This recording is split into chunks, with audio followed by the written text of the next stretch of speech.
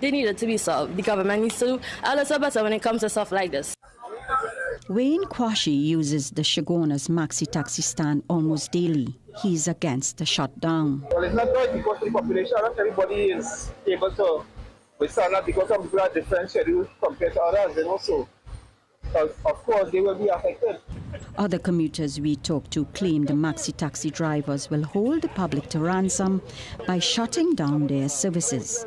It's a claim Secretary of the Maxi taxi operators dismissed. I wouldn't say we hold the country to ransom, but we are trying to plead with our passengers, our commuters, to understand the plight that the problems that we face on a daily basis for years now, and again, nothing has been done about it. Among the issues the association wants addressed include escalating crime, PH drivers taking their passengers, increasing the speed limit from 65 kilometers per hour to 80 kilometers per hour, millions of dollars owed to Maxi taxi drivers who transport children to school, and deplorable conditions of their hubs.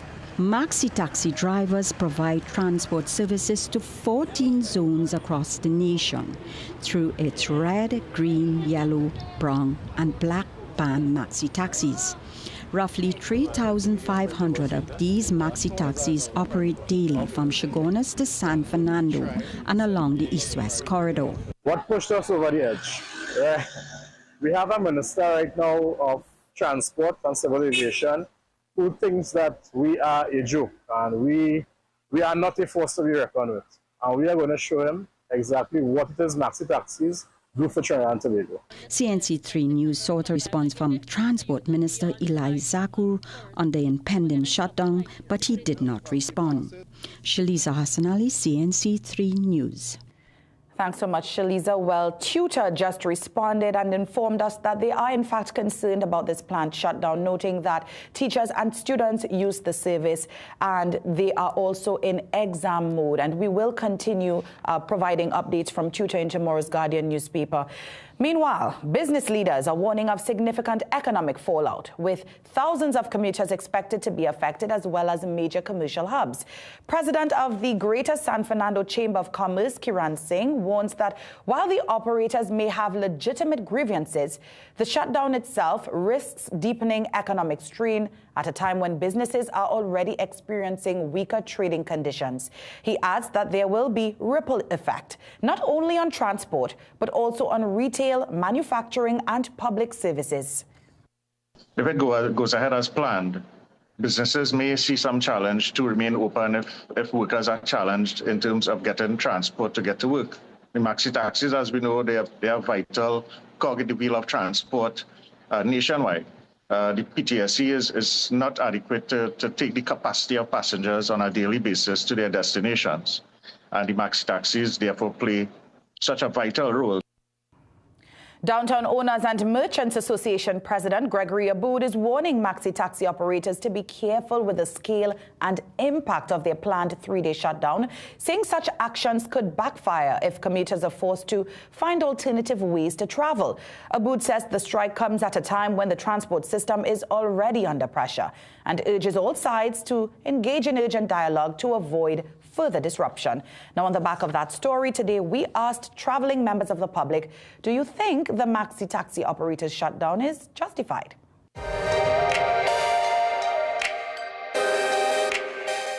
I understand why they would. I mean, it would affect people, but their lives have been affected too, so it makes sense. I think the 3 days for the week is a bit excessive. However, sometimes you have to be a bit extra to get the attention that you need on a particular matter. I don't think the speed limit is justified. I'm sorry that it's going to affect other people, but those other people that it's going to affect, I'm sure that things that are affecting them in their lives, if they choose to strike and stand up for what is affecting them and it affects other people, they too will want to support the strike as well. Exactly so.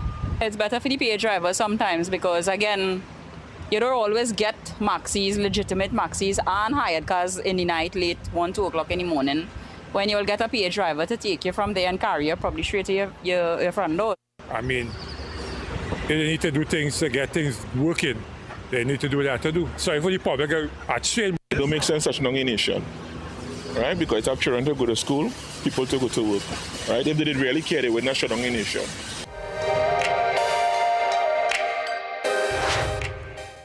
Chief Justice Rani Budu Singh has vowed to protect the independence of the judiciary. He made the comments during an Indian Arrival Day program last evening hosted by NCIC. Ryan Bechu has this story. At an NCIC Indian Arrival Day program on Saturday, Justice Rani Budu Singh would use his feature address to reinforce his efforts to strengthen the independence of the judiciary. Under my watch, I can assure you that I will do my best to ensure that the judiciary remains independent and that it will play its role as the defender of equal rights and the rule of law. The courts have a simple but heavy responsibility to apply the law without fear or favor. It comes as protests intensified last week in the Kaya Sealy case, which has gained national attention. But at the cultural event, Budu Singh also warned there must be equality for everyone and not just some. We must not just seek equality for members of our religion or race. Equality is equality, and it is for everyone.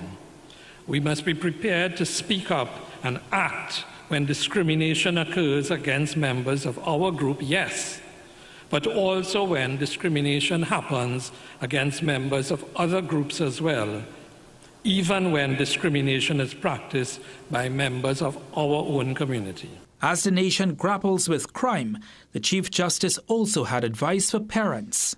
If most of us try to look after our family, others won't have to do that for us. He insists, despite its challenges, Trinidad and Tobago has a lot the world can learn from. Ryan Bechu, CNC3 News. Well, Roman Catholic Archbishop Jason Gordon is urging a shift towards prosecuting criminals, warning the country's focus is on the wrong measures in the fight against crime. He made the comments while appearing on the big interview with Ryan Bechu this week.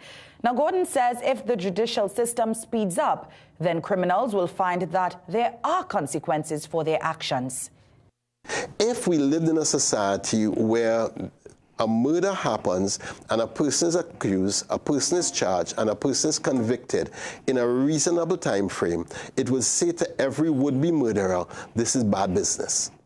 But when nobody is charged, or 10% are charged, and 10% of those who are charged are actually convicted, is good business for a murderer. And the society is not understanding that where we have to put the pressure is on the judicial system and on the investigation of crimes. You can watch the full interview with Ryan Bechu right after the weekend newscast starting at 7:30 p.m. Now, as we head to this break, let's tell you what's coming up. I formally call for the renaming of the Piako International Airport to the Basdev Pandey International Airport. The NCIC president wants the Piako Airport renamed. Those details and more after this. Plumbing problems? Don't guess. Call Plumbing Solutions at 628-4646. Proud to be serving Trinidad and Tobago for over 20 years. We do it all. Maintenance and repairs, new construction, sewer lines, inspection, drain cleaning, leak detection. We are licensed and insured, so call Plumbing Solutions at 628-4646. Heart disease is the #1 cause of death in Trinidad and Tobago, driven by 2 silent threats, diabetes and high cholesterol. But now there's a powerful ally, introducing Berberine Plus by Asia Nutrition, clinically proven to stabilize blood sugar and keep cholesterol levels in check. With 99.9% pure extract, you get superior absorption and real results. Available now at Pennywise and leading pharmacies nationwide. Berberine Plus. Your heart deserves better.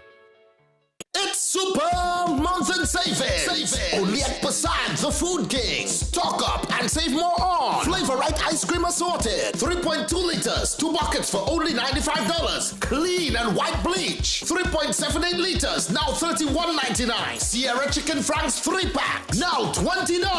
Nescafe Instant Coffee Classic, 170 grams, now $59.99. Golden Brand Margarine Stick, 225 grams, 3-pack, now $20.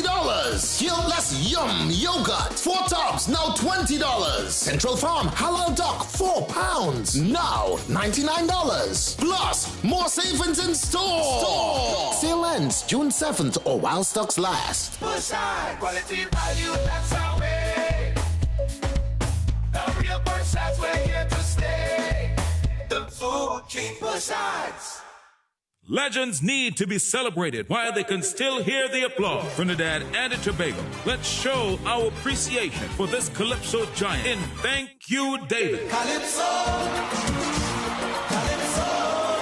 Saturday, June 6th at Napa, Port of Spain. Sunday, June 7th at Sapa, San Fernando. 2 nights, 1 legend, countless unforgettable songs. Celebrating King David in his presence and performing some of his many hits include Roger George, KV Charles, Kriston Joseph, Terry Lyons, Adrian Filbert, Irvin Alves, Chuck Gordon. Special guests for Napa is Super Bandman Dane Gulston and the Lydian Singers. Special guest for Sapa is world record holder Joshua Regrillo and the Southern Esquire, MC Sonny Bling. Tickets bought by this Saturday, 30th May, cost $25 less. If stocks last. For more info, call 491-1802. Thank you, David.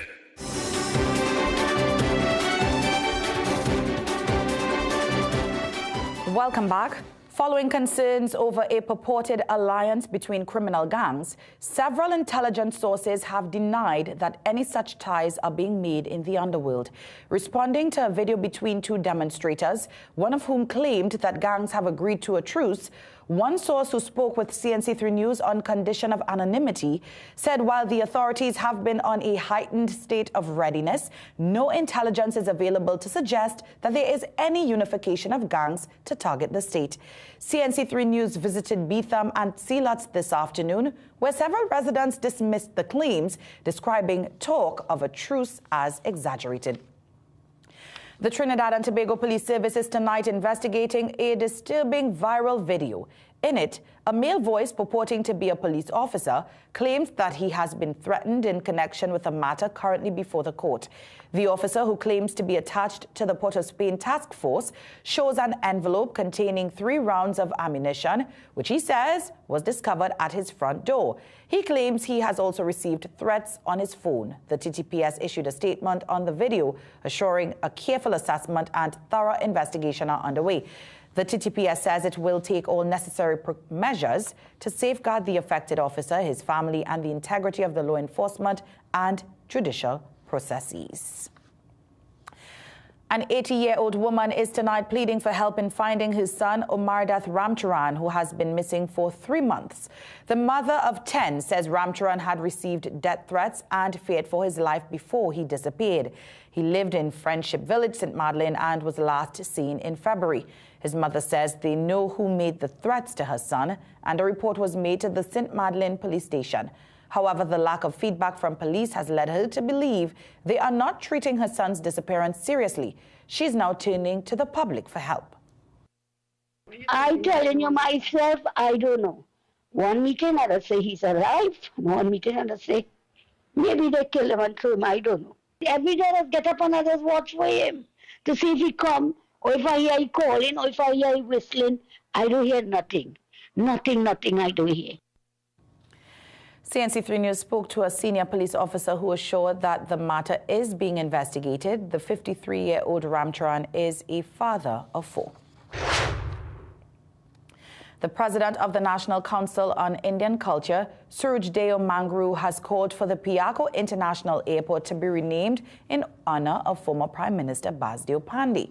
Speaking at the NCIC's Indian Arrival Day program last evening, Mangru said it would be a fitting honor for the country's 5th Prime Minister and first of East Indian descent. He championed the recognition of Indian Arrival Day, widened opportunity strengthen the national confidence, and advance our country's development. To place his name upon our nation's principal gateway, what he himself labeled the Gateway of the Americas, would be a fitting tribute to a leader whose service left an indelible mark on our history. It would also send a powerful message to our youth that service, leadership, and sacrifice are remembered and revered in this land. Mangro says Pandey championed the recognition of Indian Arrival Day, widened opportunities, strengthened national confidence, and advanced this country's development. Still to come in sport, Kishon Walcott powers to third place with a season's best throw in the Diamond League.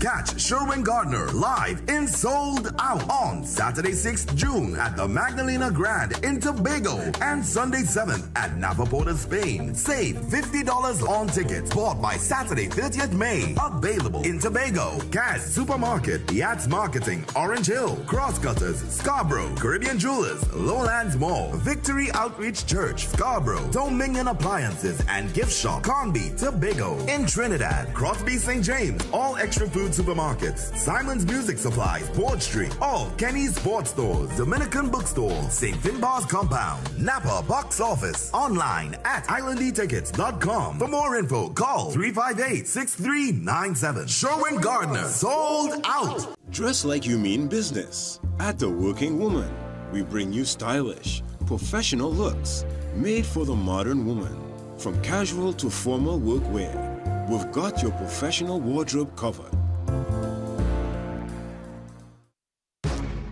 If you could see what the future holds, you'd see that while things change, you've still got it. You are strong, resilient, inspiring, and you won't be defined by time. You'll own every minute of it because you were made for more. Discover how Alive multivitamins by Nature's Way help you age vibrantly. Legends need to be celebrated while they can still hear the applause. Trinidad and Tobago, let's show our appreciation for this Calypso giant in Thank You, David. Saturday, June 6th at Napa Porta, Spain. Sunday, June 7th at Sapa, San Fernando. 2 nights, 1 legend, countless unforgettable songs. Celebrating King David in his presence and performing some of his many hits include Roger George, K.V. Charles, Chrison Joseph, Terry Lyons, Adrian Filbert, Irvin Alves, Chuck Gordon. Special guests for Napa is Super Bandman, Dane Gulston, and the Lydian Singers. Special guest for Sapa is world record holder Joshua Regrillo and the Southern Air Choir. MC Sonny Bling. Tickets bought by this Saturday, 30th May. Cost $25 less. If stocks last. For more info, call 491-1802. Thank you, David.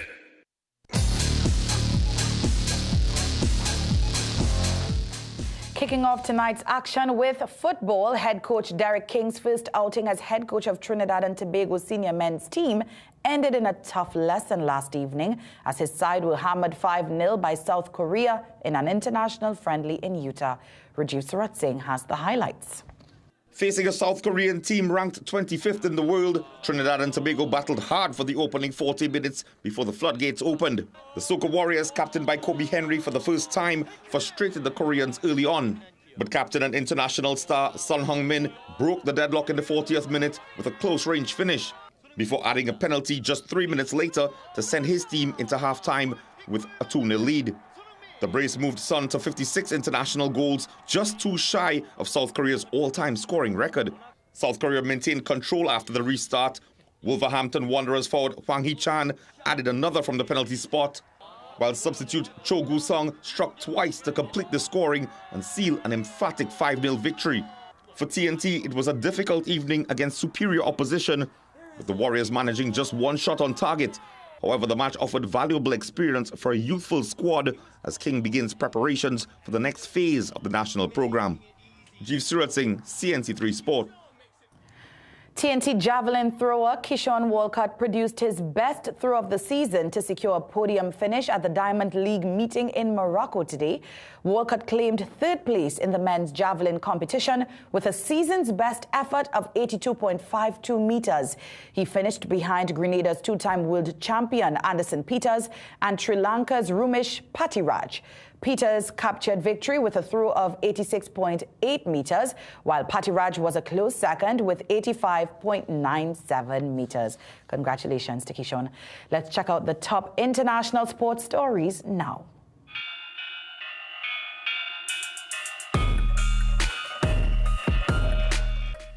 Meanwhile, in the NBA, the San Antonio Spurs are heading to the finals after a hard-fought 111-103 victory over the defending champion Oklahoma City Thunder in Game 7 of the Western Conference Finals. With a place in the championship series on the line, Spurs delivered in the clutch to eliminate the reigning title holders and complete a remarkable playoff run. San Antonio will now face the New York Knicks in the NBA Finals as both franchises chase their first league title in decades. Rajiv Surat Singh, CNC3 Sport. With just 11 days to go until the FIFA World Cup, he has a record that still stands more than 2 decades later. At the 2002 World Cup in Korea and Japan, Turkey's Hakan Suker entered the third-place playoff under pressure. The legendary striker had gone more than 8 hours without scoring at the tournament, and there were even calls for him to be dropped. But his coach kept the faith, and Suker responded in spectacular fashion. Just 11 seconds into the match against South Korea, he capitalized on a defensive mistake and fired home the fastest goal in FIFA World Cup history. Remarkably, Turkey hadn't even kicked the ball yet. South Korea took the kickoff, lost possession almost immediately, and Suker made them pay. The goal set Turkey on a course for a thrilling 3-2 victory and a third-place finish, while also earning Suker a place in World Cup folklore. Rajiv Surat Singh, CNC3 Sport. Thanks, Rajiv. Let's head to a break. We'll be right back.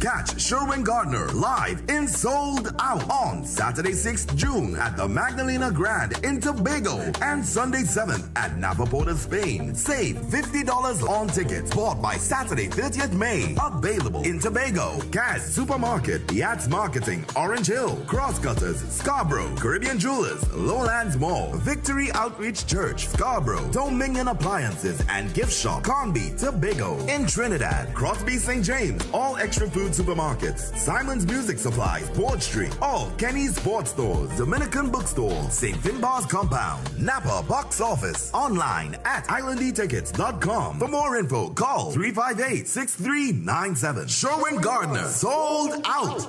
It's Super Month and Savings, only at Passad's The Food King. Incredible deals on Santa Rosa Vienna Sausage, 4 tins, now $20. Golden Brand Margarine Stick, to 25 grams, 3 packs, now $20. Guiltless Yum Yogurt, 4 tubs, now $20. More wow deals on Sierra Chicken Fracks, 3 packs, now $20. Happy Charming Noodles, rolled or fine, 340 grams, 3 packs, now $20. Lucozade Energy, 360 ml, 2 bottles, now $20. Fresh Harvest Chana and Brine, 3 tins, now $20. More super savings on Moo Low Fat Evaporated Milk, 250 ml, 4 packs, now $20. Blue Sea Tuna Flakes in water and oil, 4 tins, now $20. Cataly Tomato Ketchup, 3 packs, now $20. Sale ends June 7th or while stocks last. Quality value, that's our way. That's we're here to stay. The Food King Passad's.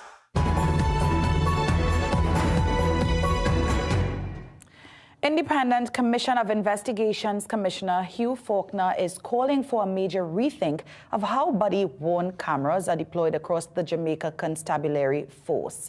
At a Jamaicans for Justice policy roundtable on body-worn cameras among law enforcement in Jamaica, Faulkner argued that most of the JCF's body-worn cameras are concentrated within the Public Safety and Traffic Enforcement branch. He insisted that priority should be given to cops deployed on planned operations, especially in circumstances of fatal shootings and when there are no independent witnesses. Over to Guyana, the government has intensified its nationwide flood response following days of heavy rainfall that have affected several communities across the country. An emergency cabinet meeting chaired by President Dr. Irfan Ali was convened on Saturday morning to review the situation and deploy teams to affected regions. Following the meeting, ministers were dispatched across the island to engage residents and assess conditions.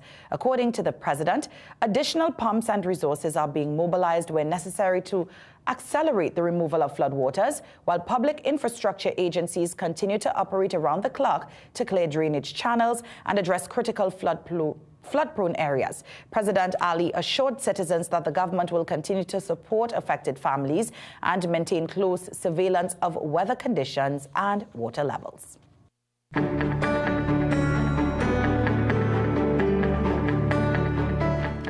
Speaking of weather conditions, let's take a look at tomorrow's weather forecast. The Met Office says partly cloudy, hazy and breezy conditions are expected with showers during the morning to early afternoon period. Generally fair but hazy thereafter. Tomorrow's maximum forecast temperature in Trinidad is 31 degrees and 30 degrees Celsius in Tobago. Seas are moderate with waves reaching 1.5 to 2 in open waters and below 1 in sheltered areas. Just before we leave you tonight, young performers put their newly acquired skills on display during Sindan Productions' Learn to Act graduation showcase on Friday. The event at the Southern Academy for Performing Arts featured original scripts written and performed by 3 classes. The kids class presented The Tale of the Haunted Spirits, beginner teens staged The Funeral Confession, while advanced teens performed The Lost Island of Tribes. Students demonstrated skills developed over the 12-week program. Certificates were presented to graduates in recognition of their successful completion of the program. On behalf of the entire team here at CNC3, we wish you a wonderful night and a terrific week ahead. All that walking just for a few pages strung together, that's it. I'm hiking to a mountain and jumping off. Wait! There's writing on it. It might be useful unlike those terrible tribe people. Let's read it.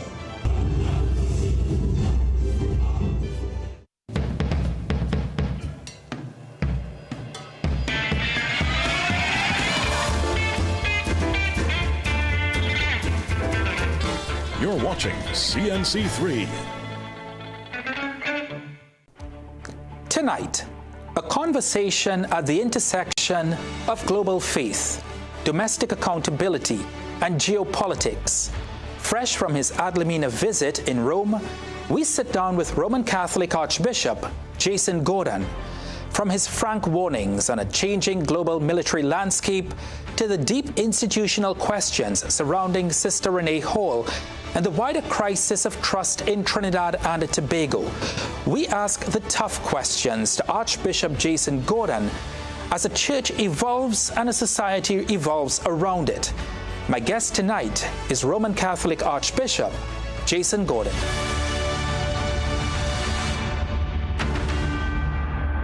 Archbishop Jason Gordon, welcome to the program. Good to be with you, Ryan. You recently returned from your Adlimina visit to Rome, where you would have spoken to Pope Leo XIV on the Caribbean Catholic Church. What was the central pastoral message or concern that you would have given to Pope Leo XIV on your Adlimina visit? There were several major themes that we brought to the Holy Father. Who we are, that we are not a national conference. Most conference of bishops go, they're national. The Americans, the Peruvians, but we're an international conference. And that's a big difference for them, that it's irregular in their experience. The second thing that we wanted to bring to the fore is that we are one of the areas in the world that is vulnerable to climate change. And we are the second most vulnerable, the Pacific Islands and ourselves. So that, to understand us as a periphery, but a vulnerable periphery. The third is that our whole history has been a different kind of history, because most of our history has been the plantation society. And we weren't a people who were colonized.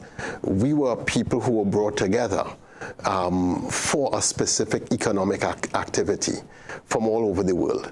And yet we have managed to grow culture, we have managed to build faith, we have managed to be resilient, we have managed to do amazing things in the face of a history that is a little bit crazy. But nonetheless, we have done quite amazing things. The other thing we brought to the fore is our representation within the global church. So when I went to the Synod and Synodality, I was the only representative from the Caribbean. The Pacific Islands, fewer dioceses than our own, had 3 and 4 people represented, just me by myself. So we brought that to him also. And the last thing we brought to him was we really want him to come and visit the region. And the government had put an invitation for him. Antigua's government put an invitation for the Holy Father to visit. So first the government must ask, then the church also must ask. So we gave him a formal invitation that we would like him to come and visit the region. Did he seem open to that invitation? He asked, when was the last time a Pope came to you all? And we said, well, it was John Paul I. He said, John Paul I? I said, yes, and in the 1980s. Because for us it was 84, and for other parts of the region it was 87, 88. I don't think anyone was in the 90s. So he took note